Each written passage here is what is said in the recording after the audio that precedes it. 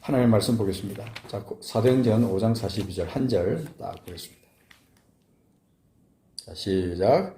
그들이 날마다 성전에 있든지 집에 있든지 예수는 그리스도라 가르치기와 전도하기를 그치지 아니하니라. 다시 한 번 더. 그들이 날마다 성전에 있든지 집에 있든지 예수는 그리스도라고 가르치기와 전도하기를 그치지 아니하니라. 아멘.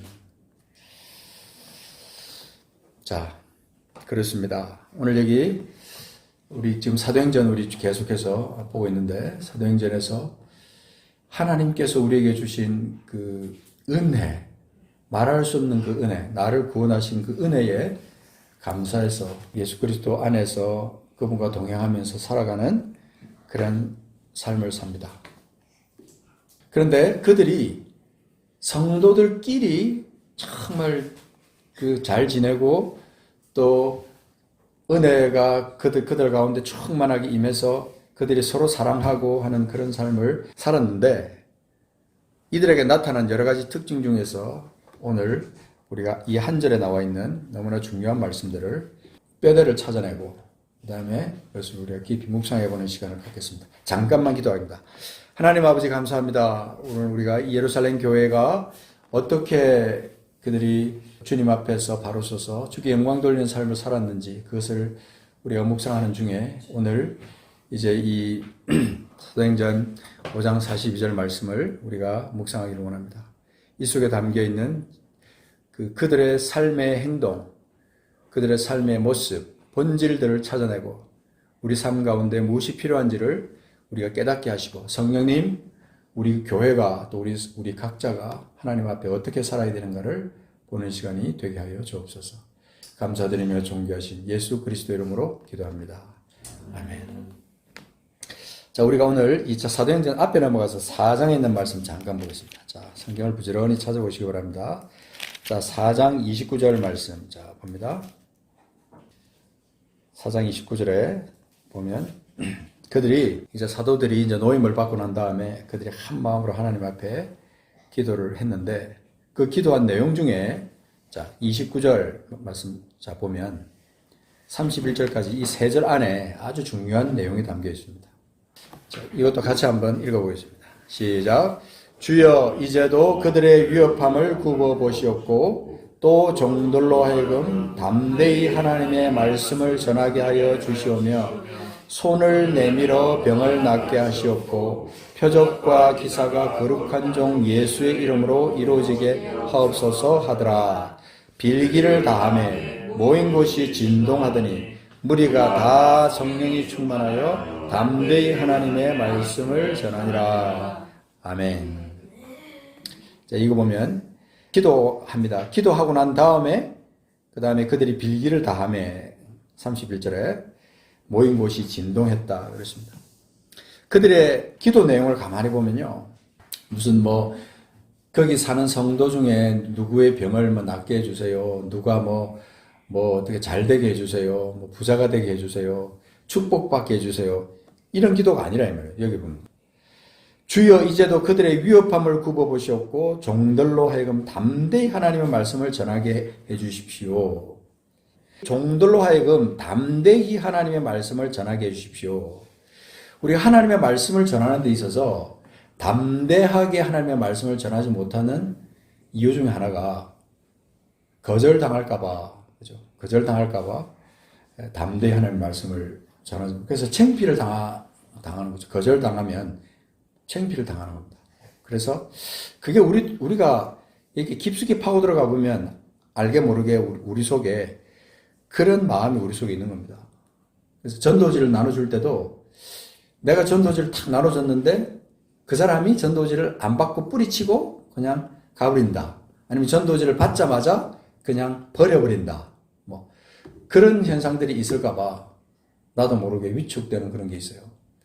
그리고 내가 용기를 내서 복음을 전했는데 예수를 믿으라고 그렇게 복음 전했는데 욕을 하고 막 그냥 거부한다거나 그 반대 반응이 이렇게 나타날까봐 그것이 마음에 쓰여서 나도 모르게 그것이 나를 위축하게 만드는 거죠. 근데 우리가 예수 그리스도의 복음을 전하는 데 있어서 이 초대교회 성도들처럼 그렇게 과연 우리가 과연 할 수 있는가? 그러잖아요. 성전에 있든지 집에 있든지 예수는 그리스도라고 가르치기와 전도하기를 그치지 아니했다. 계속했다는 거예요. 계속. 이 뭔가 그들 가운데 뭔가 비밀이 있는 겁니다. 우리가 알지 못하는 비밀. 우리가 예수 그리스도를 믿는다라고 할 때 그냥 피상적으로 교회만 왔다 갔다 하는 게 예수를 믿는 게 아니거든요. 우리가 예수를 믿는다고 하면 거기는 아주 중요한 요소가 거기 있는 거예요. 예수를 믿는다고 하면 뭔가 무엇과도 바꿀 수 없는, 내 목숨과도 바꿀 수 없는 아주 소중한 뭔가 있다. 내가 결단코 놓칠 수 없고 내가 내 목숨을 버리고서라도 이것을 꼭 지어야 되겠다라고 하는 소중한 게 있었다는 거예요. 그걸 그들은 찾았다는 거예요. 그들이 예수 그리스도를 전하는 것을 끊이지 않고 계속 할 수 있었던 것은 그들 속에 뭔가 있었는데, 자, 에베소서에 잠깐 넘어가서 말씀을 잠깐 보겠습니다. 여기 보면 뭔가 우리가 알지 못하는 그들 속에 믿는 자들 가운데 있었다라고 하는 겁니다. 예루살렘 교회뿐만 아니고 그 초대교회 그때 당시에 모든 교회들이 예수 그리스도 안에 있는 모든 사람들은 진짜 거듭난 하나님의 사람들에게는 뭔가 특별한 게 있었다는 거예요. 그게 뭐냐? 자, 에베소서 2장에 가서 보죠. 2장 1절부터 잘 보면은 그는 허물과 저로 죽었던 너희를 살리셨다 그랬습니다. 여기 너희 속에는요, 우리가 다 포함되는 거예요. 우리가. 그래서 우리 각자가 포함되는 거예요. 누리도 포함되고 나도 포함되고 아빠도 포함되고 우리 집사님도 포함되고 예언이도 포함되는 거예요. 다 포함되는 거예요. 이 세상에 있는 모든 사람이 다 포함되는데 이 모든 사람들을 우리 주님이 살리셨다라고 하는 겁니다. 이전에 우리는 죽어있던 자였는데, 그죠? 2절, 3절에 보면 우리가 죽어있던 자였다. 영적으로 완전히 죽어있는 자였는데 3절에 보면은 본질상 진노의 자녀였는데 긍휼이 풍성하신 하나님의 사랑으로 말미암아 우리가 살아났다는 거예요. 죽어있던 상태에서 살아났다는 거예요. 이 살아난 이 엄청난 사실이 내 영혼에 재산과도 같은 거예요. 어디서도 얻을 수 없는, 돈으로도 바꿀 수 없고 내가 어떤 노력이나 어떤 내가 많이 배운 것이나 어떤 내 인성이나 무엇을 내가 바꿔도 그걸로도 할 수 없는, 바꿀 수 없는 소중한 이 생명을 그들은 차지하고 있었다. 역시 우리가 또한 그런 자였다는 것이죠.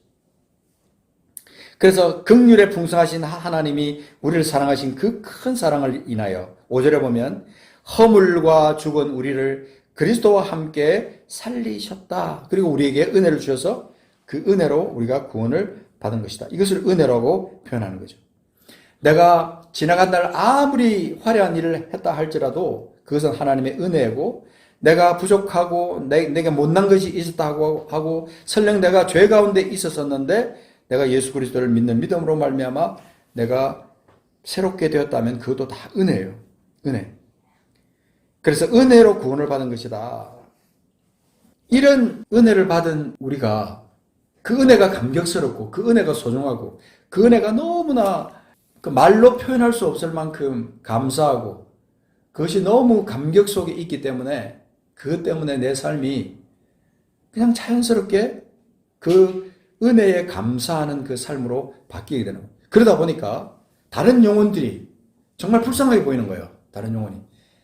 나는 이미 예수 그리스도 안에서 구원함을 받았는데 나는 언제 죽어도 난 하나님 나라의 영원한 나라로 이어지고 지금도 나는 하나님 나라에 살고 있는데 그냥 저렇게 세상이 좋은 줄 알고 아침부터 저녁까지 돈 벌러 다니고 정신없이 그렇게 살면서 저 좋은 세월들을 다 보내다가 어느 날 갑자기 저들이 그 목숨이 끊어지는 그날에 그들이 영원한 지옥불에 떨어진다고 생각하면 저들을 구원해야 되겠다라고 하는 생각이 절로 나온다는 거예요. 절로. 그래서 바울 사도가 내가 헬라인이나 유대인이나 어떤 사람들에게 나는 복음의 빚진 자다. 복음을 저들에게 전해야 되겠다는 그 간절한 마음이 그 바울 사도에게 있었기 때문에 자나 깨나 잠을 자나 깨어있으나 어쩌면 꿈속에서라도 이방인들에게 또 유대인들에게 복음을 전하는 그것이 그리고 그들을 구원시키는 그것이 바울 사도에게 있어서는 정말 마음의 소원으로 간절한 소원으로 항상 자리 잡고 있었던 거예요. 그렇다면 초대교회 성도들은 과연 어땠을까? 어땠을까? 그들도 똑같았을 거예요. 바로 직전까지 예수 그리스도와 함께 있었고 예수 그리스도께서 행하시는 많은 것을 보고 예수님께서 하신 말씀을 듣고 그리고 예수 그리스도를 구주라 믿고 그렇게 주님과 함께 동행하고 살았고 주님께서 부활하셨고 주님께서 성천하시고 난 다음에 성령이 임하시고 난 다음에 그들 속에는 말할 수 없는 감격이 그들 속에 있었을 거라면 그래서 그들이 모입니다. 성전에 있습니다. 집에 있습니다. 성전에 모입니다. 집에서도 모입니다. 어디서 모이든지 간에 그들이 하는 가장 중요한 일은 뭐냐면 이 말씀에 보면은 예수는 그리스도라고 가르치기와 전도하기를 그치지 아니했다. 물론 그들이 모여서 예배도 드리고 기도도 하고 음식도 나눠 먹고 주의 만찬도 하고 그죠? 그 놀라운 일들이 그 가운데서 일어났지만 그들 속에 간절한 하나의 그 중심 속에 예수 그리스도를 전해야 되겠다. 이 살아계신 하나님, 이 생명을 내가 얻은 이 생명을 다른 사람에게도 전해야 되겠다라고 하는 그 간절한 소원들이 그들에게 있었던 거예요. 삶의 패턴이 완전히 그들에게는 이 복음 전하는 것으로 계속 나타난 거예요. 그들도 왜 두렵지 않았겠습니까? 그들도 두려웠다는 거예요. 그들도. 유대인들로 말미암아 굉장히 두려운 상태에 있었을 거예요. 내가 잘못 전하다가 어쩌면 내가 죽을 수도 있다라고 하는 그런 생각. 굉장히 강력한 어떤 도전, 반대 이런 것들이 있었기 때문에 예수는 그리스도라고 예수는 주님이시라고 예수님은 구원자라고 그렇게 전하는 것이 쉽지는 않았을 거라면 그래서 지금 그렇게 기도하는 거예요. 그들의 위협함을 굽어보십시오. 그들이 위협합니다. 우리 생명을 위협합니다. 그런데 그들의 위협함을 주님께서 친히 굽어보시고 우리가 저들에게 복음을 전하고 싶은데 종들로 하여금 담대히 하나님의 말씀을 전하게 해주십시오. 그들이 간절히 기도한 것이 바로 그거였어요. 종들로 하여금 담대히 하나님의 말씀을 전하게 해주십시오. 하나님 안에서 우리가 은혜를 누리고 살아간다고 할 때 내가 믿는 예수 그리스도 주는 그리스도시요 살아계신 하나님의 아들이십니다. 마태복음 16:16 그죠? 마태복음 16장 16절에 나오는 그 말씀처럼 주는 그리스도시요 살아계신 하나님의 아들이십니다. 내가 내 입으로 세상 앞에서 내가 그들에게 예수 그리스도를 증거한다고 할 때 이것은 마치 생명과도 같은 거예요. 주는 그리스도시요 살아계신 하나님의 아들이십니다. 주님은 나의 전부이십니다. 주님은 나의 구원자십니다. 이걸 외칠 수 있어야 되는데 어떤 방법으로든지 간에 내가 모든 그 노력을 총동원하고 내가 가진 모든 방법을 총동원해서 내 주변에 아직 예수 그리스도를 모르는 자들에게 복음을 전해야겠다. 요즘은 방법이 많잖아요. 그죠? 얼굴을 맞대고 하지 않아도 사실은 할 수 있는 방법이 많이 있거든요. 요즘 시대가 너무 좋은 시대가 됐어요. 그래서 하나님 앞에 기도를 하는 겁니다. 오늘 이렇게 기도한 것처럼 종들로 하여금 담대히 하나님의 말씀을 전하게 해주십시오라고 기도한 것처럼 하나님 내가 어떤 사람에게 복음을 전하고 싶은데 하나님의 살아계심을 내가 전하고 싶은데 하나님 내게 지혜를 주십시오. 기회를 주십시오. 그렇게 간절히 기도하는 거죠. 오늘 여기 보면요. 우리가 봤던 4장 말씀 31절에 보면 빌기를 다함에 모인 곳이 진동했다 그랬습니다. 얼마나 간절히 기도했을까 그들이. 다 전부 성령의 충만함을 받았기 때문에 그들이 성령이 말하게 하심을 따라서 방언으로 기도하면서 그들이 얼마나 간절히 기도를 했겠습니까? 여기 표현이 모인 곳이 진동하더니 그쵸? 우리가 하나님 나라를 우리가 생각할 때요 성령의 감동하심으로 인해서 성령의 충만함으로 인해서 하나님께서 역사하시는 그것을 우리가 볼 때 이것은 말로 표현할 수 없는 어떤 큰 은혜가 그 속에 있는 거예요. 그리고 하나님의 능력, 하나님의 그 나타나시는 역사가 그 가운데 있는 거예요. 그래서 그 증거가 뭐냐면 성령이 충만함으로 나타나는 거예요. 그래서 그 사람들이 오순절날 그들에게 임했던 것과 같은 역사가 성령이 충만하면서 그들이 담대히 하나님의 말씀을 전하는 역사로 나타났다. 그래서 아까 29절에서 담대히 하나님의 말씀을 전하게 해주십시오라고 기도한 것처럼 31절에 보면은 성령이 충만하여 담대히 하나님의 말씀을 전했다. 그렇게 기록하고 있잖아요. 주저함 없이, 담대히라는 것은 주저함 없이. 그들이 어떤 그냥 죽기를 두려워하고 핍박을 두려워하고 그래서 그들이 뒤로 물러가는 것이 아니라 그들이 예수는 그리스도다. 예수는 그리스도다. 담대히 그렇게 하나님의 말씀을 전하는 역사가 그들에게 나타났다는 것이죠. 그들이 예수 그리스도 안에서 누리는 그 놀라운 그 일들을 그들은 자기들만 누리고 사는 것이 아니고 가르치고 전하고 하는 일에 그들이 최선을 다했다는 것입니다. 자, 다시 우리가 에베소서 2장으로 넘어가서 보시면 우리가 구원함을 받은 다음에 우리가 어떤 그 사명이 우리에게 주어졌느냐 하는 것을 잠깐 봅니다. 거기 보면 다시 에베소서 2장 6절 가서 보시면 또 함께 일으키사 그리스도 예수 안에서 함께 하늘에 앉히시니 그렇게 한 이유가 있습니다. 7절에 이는 자 이거 보면 그 이유가 있어요. 우리를 구원하시고 우리에게 은혜를 주시고 그래서 우리가 하나님의 자녀가 되게 하신 그것은 7절에 이는 그리스도 예수 안에서 우리에게 자비하심으로써 그 은혜의 지극히 풍성함을 오는 여러 세대에 나타내려 하심이라 그랬습니다. 그러니까 구원받은 그 당대 그것으로 끝나는 것이가 아니고 하나님은 여러 세대에 걸쳐서 그 구원의 역사들을 하나님께서는 나타내 보여주시고 다른 세대에서도 그 구원의 역사를 이루기를 원하셨다는 겁니다. 누구를 통해서? 먼저 예수를 믿고 확실하게 구원받은 하나님의 사람들을 통해서 이루기를 원하신다는 거예요. 제가 처음에 이 마을에 와서 어떻게든 하나님 사람들을 만나게 해주십시오. 만날 수 있게 해주십시오. 편하게 복음을 전할 수 있고 담대히 복음을 전할 수 있으십시오. 지혜를 주십시오. 기도를 많이 했어요. 근데 코로나 때문에 사람들이 만나기를 주저하고 있으니까 어떤 방법으로든지 저들에게 복음을 전하고 싶은데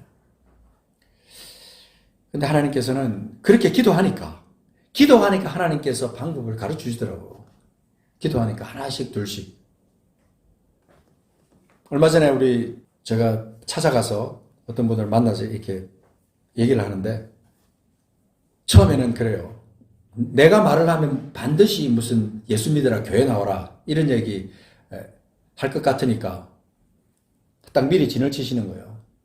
우리 집안은 불교 집안이기 때문에 예수를 믿을 수가 없고 교회를 나갈 수가 없습니다. 먼저 얘기를 하더라고요. 제가 교회 나오라고 제가 말씀하시는 게 아니고 그게 아니고요. 인생에서 가장 소중한 것 그걸 제가 말씀드리고 싶어서 왔습니다. 라고 얘기를 했어요. 그러면서 제가 알고 있는 4분 전도 그것에 대해서 쭉 얘기를 했어요. 4분 동안 복음을 전하는 그 내용이 있어요. 우리가 다 지금 이렇게 몸을 입고 살고 있지만 영원히 사는 것은 아닙니다. 저도 그렇고 누구나 다 한 번은 이 세상을 떠날 텐데 언젠가 그때 그만 살고 와라 하면 누구나 다 이 몸을 그대로 놓고 우리는 영원한 나라로 가야 됩니다. 이런 얘기를 시작해서 쭉 말씀을 전하는 거예요. 그때 저는 계속해서 그렇게 말씀을 전하면서 기도를 하는 거예요. 하나님 함께 해주십시오. 성령이 함께 해주십시오. 그러니까 여기 보면요. 우리 사도행전 4장에도 우리가 봤지만 그들이 간절히 하나님 앞에 기도하면서 그들도 똑같이 우리처럼 똑같이 담대함이 사라지는 그런 어떤 환경 가운데 그들도 살고 있었기 때문에 하나님 우리가 어떻게든 좀 우리가 담대함을 갖기를 원합니다라고 기도를 하는 거예요. 그때나 지금이나 복음을 전해야 되는 상황은 똑같고 구원받아야 될 영혼들은 다 그때도 있었고 지금도 있고 똑같은 거예요. 그런데 우리에게 있어야 될 것은 이 담대함 그리고 우리가 복음을 전해야 되겠다는 간절한 마음이 우리 속에 있어야 한다는 사실입니다. 에베소서 6장, 에베소서 2장에서 넘어가서 6장으로 잠깐 넘어가서 보시면 6장 20절 말씀 잠깐 보시죠. 먼저 찾으신 분이 한번 읽어봐 주시기 바랍니다. 19절부터 읽으십시오. 19절부터 6장 19절 20절. 또 나를 위하여 구할 것은 내게 말씀을 주사 나로 입을 열어 복음의 비밀을 담대히 알리게 하옵소서 할 것이니 이 일을 위하여 내가 쇠사슬에 매인 사신이 된 자신이 된 것은 나로 이 일에 당연히 할 말을 담대히 하게 하려 하시니라. 아멘. 자, 여기도요. 19절, 20절 말씀에 담대히가 두 번 등장합니다. 그죠? 나를 위해서 이 바울 사도도 똑같았을 거예요. 사람이요. 사람의 심성은 다 같은 겁니다. 어떤 면에서. 두려워할 때 두려워하고요. 주저할 때 주저하고요. 내키지 않을 때는 안 내키는 게 당연한 거거든요. 근데 우리 마음속에 주님의 사랑으로 가득 차 있고 주님의 은혜로 가득 차 있고 복음의 충만함으로 가득 차 있으면요. 그 영혼을 불쌍하게 여기는 그 마음이 간절하면요. 그 모든 것을 극복할 수 있어요. 그래서 이 바울 사도도 똑같은 거예요. 나를 위해서 이렇게 기도해달라. 내게 말씀을 주사 나로 입을 열어 복음의 비밀을 담대히 알리게 하옵소서. 그렇게 기도해달라는 거예요, 지금. 누구에게나 다 동일한 어떤 주저함이 있는 거예요. 근데 우리에게 있어야 될 자세는 하나님을 향해서 내가 부족함에도 하나님 나를 사용해 주십시오. 이 복음을 전하는 일에 나를 사용해 주십시오. 바울 사도는 그랬어요. 이 일을 위해서, 이 일이 뭡니까? 복음의 비밀을 담대히 알리는 그 일입니다. 이 일을 위하여 내가 쇠사슬의 메인 사신이 되었다. 그것은 나로 이 일에 당연히 할 말을 담대히 하게 하심이라. 결론은 그 삶 전체를 통해서 예수 그리스도께서 그리스도다. 예수가 그리스도라고 하는 이 사실, 그분은 죽으셨다가 다시 살아나셨고 나를 구원하신 것처럼 당신들도 구원하시기 위해서 주님께서 죽으시고 사셨다라고 하는 것을 그는 전하는 그것이 그에게는 사명이었기 때문에 우리가 똑같은 성경을 가진 바울 사도가 그도 주저하고 힘들고 어떤 때는 마음에 내키지 않고 담대함이 사라지는 그런 상황 가운데 있기 때문에 나를 위해서 이렇게 제발 좀 기도해 주십시오. 그렇게 지금 서신서에다 쓰고 있는 거예요. 우리는 아무것도 하지 않아도 시간은 그냥 지나갑니다.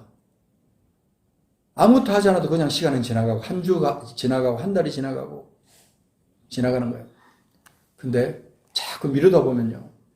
우리도 그래 지금 아내하고 저하고 어디 여기 지금 마을에 누구에게 가서 우리 찾아가서 복음을 전하자. 만나자. 가서 뭐 어떻게 하자. 말은 그렇게 하는데 미루는 거예요 자꾸. 그래서 이건 어쩌면 하나님께서 우리에게 주시는 마음이 아니고 다른 세력이 다른 영적인 세력이 우리를 계속 그렇게 주저하게 만들고 미루게 만들고 이런 것 같아요. 제가 요즘 새벽에 이제 일어나서 제가 기도하고 하나님을 찬양하면서 기도하고 이렇게 하는데 계속 제 마음속에 부담을 주시는 거예요. 하나님, 사람들이 찾아오지 않으면 우리가 찾아가게 해 주십시오. 사람들이 찾아오지 않는다고 그 사람들을 기다리는 게 아니고 우리 교회를 부흥시켜 주세요. 사람을 채워주셔야 할 게 아니라 우리가 찾아가서 어떤 방법으로 그들에게 복음을 전하게 해주십시오. 복음이 처음에 전해지지 않으면 사랑이라도 그들에게 행하게 해주십시오. 사랑의 수고를 그들에게 하게 해주십시오. 그런 기도가 계속해서 나오는 거예요. 여러분 우리가 잘 아는 대로요. 우리의 씨름은 혈과 육에 대한 것이 아닙니다. 그 바로 위에 보면은 그죠? 에베소서 6장 10절부터 보면은 쭉 나오는 말씀. 우리의 씨름은 혈과 육을 상대하는 것이 아닙니다. 우리의 눈에 보이는 것은요, 혈과 육이거든요. 혈과 육을 바라보면요, 두려워지고, 혈과 육을 바라보면요, 주저하게 되고, 어떤 때는 그냥 계속해서 복음을 전하고 했는데도 받아들이지 않으면 얘 결심한 것, 그냥 지옥에나 떨어져라. 이러고 싶은 마음이 생긴다, 이 말이에요. 근데, 우리의 씨름은 혈과 육을 상대하는 것이 아닙니다. 통치자들과 권세들과 이 어둠의 세상 주관자들과 하늘에 있는 악의 영들을 상대하는 이 영적 전쟁터에서 우리가 살고 있기 때문에 우리가 더 많이 기도해야 돼요. 이를 위해서 더 많이 기도하고 더 많이 주님 앞에 매달려야 돼요. 하나님 정말 어떻게든 내 마음에 그 영혼을 불쌍히 여기는 마음과 함께 어떻게든 복음을 전할 수 있는 담대함도 주시고 지혜도 주시고 기회도 주시고 하나님 그렇게 주세요. 이 초점을 갖다가 복음 전하는 그 일이에요. 하나님 말씀 전하고 그 다음에 생명을 나누는 그 일에 우리가 계속해서 초점을 맞춰야 된다. 바울 사도는요, 정말 이 사도행전에 가서 보면, 사도행전 18장에 가서 보면, 그가 예수 그리스도를 유대인들에게 전하는데요. 얼마나 그가 적극적으로 담대하게 복음을 전했는지, 한번 사도행전 18장 잠깐 가서 보겠습니다. 우리 지금 사도행전 계속 보고 있으니까, 18장 넘어가서 보겠습니다. 바울 사도가 유대인들에게 어떻게 복음을 전했는지, 그 기록을 잠깐만 보겠습니다. 이것만 보고 우리가 말씀을 정리하도록 하겠습니다. 오늘 우리가 성령께서 우리 마음속에 복음을 전하는 일에 대해서 우리가 어떤 자세로 지금까지 우리가 살아왔는가? 너무 안일한 상태로, 아니면 두려워하면서 사람들에게 복음을 전하는 그 일을 어떻게 해야 될지 그것도 잘 모르기도 하지만 어떤 때는 주저되는 것이 너무 많다 이렇게 생각하는 것을, 이 사도행전 18장 바울 사도가 복음을 전한, 그 유대인들에게 복음을 전한 그 내용을 한번 잠깐 보겠습니다. 5절 보십시오. 18장 5절. 실라와 디모데가 마게도냐로부터 내려오매 바울이 하나님의 말씀에 붙잡혀, 자기 보세요, 여기. 바울이 하나님의 말씀에 붙잡혀, 이 말은요, 그 안에 완전히 사로잡힘을 받았다는 거예요. 말씀에 사로잡힘을 받았다는 거예요. 그 말씀의 권능 앞에 자기 자신을 내놓고 이 말씀을 어떻게든 전해야 되겠다는 그런 강력한 그 권능이 그에게 임한 겁니다. 마음이 임하면서 성령이 그를 사로잡은 겁니다. 하나님의 말씀에 붙잡혔다는 그 표현이 그런 거예요. 하나님의 말씀에 붙잡혀, 그 다음에 뭐라 그랬어요? 유대인들에게 뭐라 그랬어요? 예수는 그리스도라 밝히 증언하니. 밝히 증언하니. 근데 그들이, 6절 보십시오. 대적하여 비방했다 그랬어요. 당연히 대적하여 비방하죠. 이 마을 사람들의 모습처럼 그래요. 당연히 대적하며 비방하죠. 바울이 옷을 털면서 이르되 너희 피가 너희 머리로 돌아갈 것이요 나는 깨끗하니라. 이후에는 이방인으로 가리라. 이방인에게로 가리라. 얼마나 담대합니까? 얼마나 분명하고 확실합니까? 그리스도의 복음을 가진 자로서 이렇게 확실한 바울 사도의 모습을 보면서 굉장히 많은 도전을 받는 겁니다. 쭉 넘어가서 18절, 26절 보십시오. 18장 26절. 그가 회당에서 담대히 말하기 시작하거늘 브리스길라와 아굴라가 듣고 데려다가 하나님의 도를 더 정확하게 풀어 이르더라.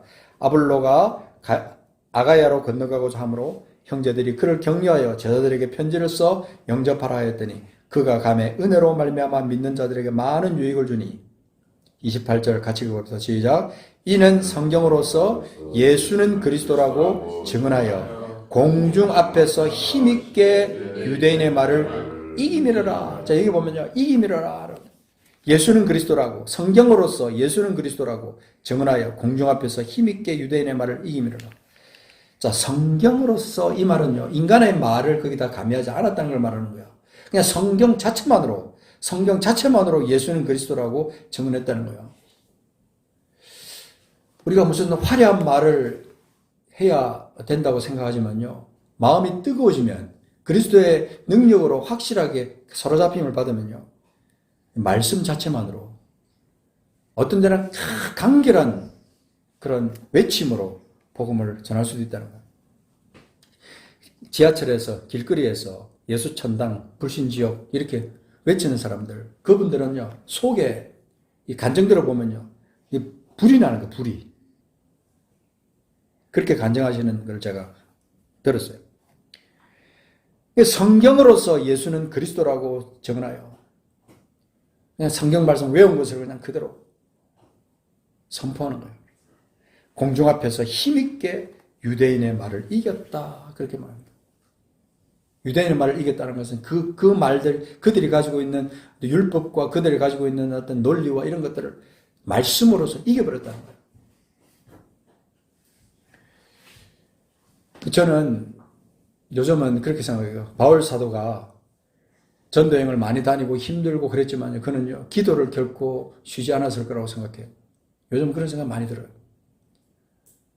그가 그렇게 그런 사역을 할 수 있었던 그 바탕에는요, 그의 사역 가운데 얼마나 많은 기도가 쌓였을까. 초대교회 성도들이 삶에 우리가 봤지만 그들이 모여서 간절하게 기도하며 하나님 앞에 하나님을 찬양하는 것도 있었지만 그들이 기도하기에 전혀 힘썼다. 기도하기에 전혀 힘썼다. 그게 그냥 기록된 게 아니란 말입니다.